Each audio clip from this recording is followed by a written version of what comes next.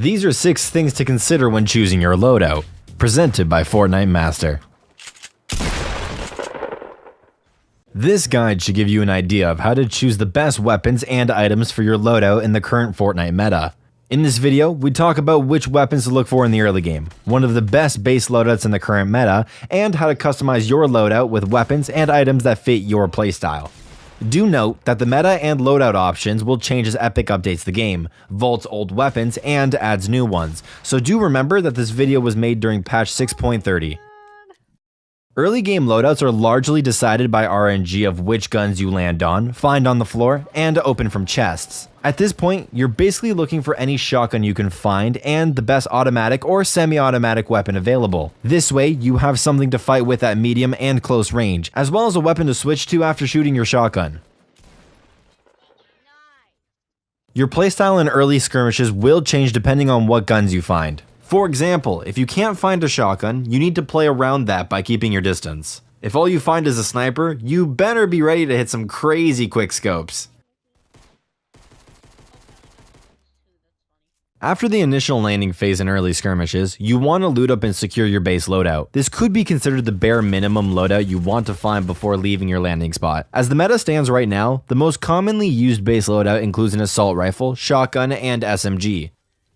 Assault rifles are unrivaled in terms of damage and mid-range accuracy, and the shotgun into SMG swap is widely considered one of the best combos for close quarter combat because of how much damage it can do in mere seconds.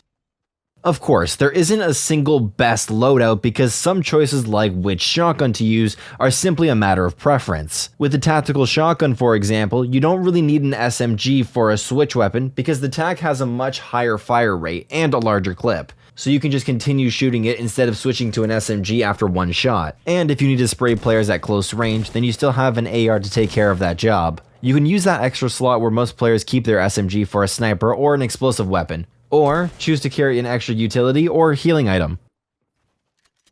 Another variation is just to forego the SMG altogether, regardless of shotgun.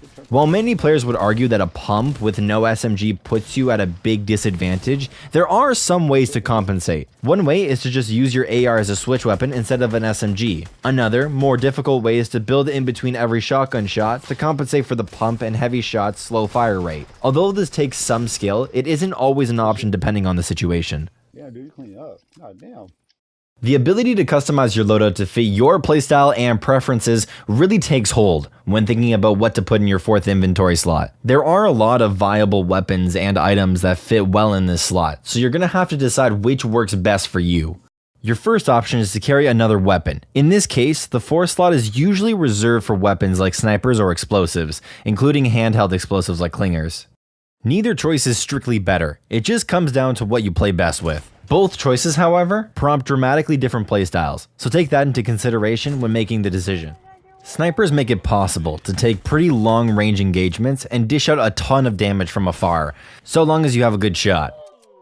Well-placed rockets or grenades can put some insane pressure on enemies, giving you openings to push, take shots, or reposition. If you really like build fights and getting up close and personal with other players, you might want to try a movement item in this 4th slot, instead of another weapon.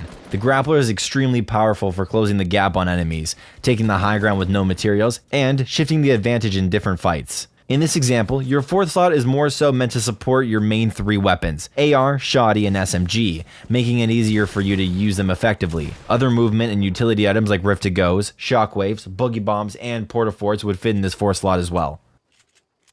You should almost always have healing items in your 5th slot, but you can also use your 4th slot to carry an additional healing item. You might want to do this if you find yourself taking a lot of damage, or you come across extra shields or healing at your landing spot.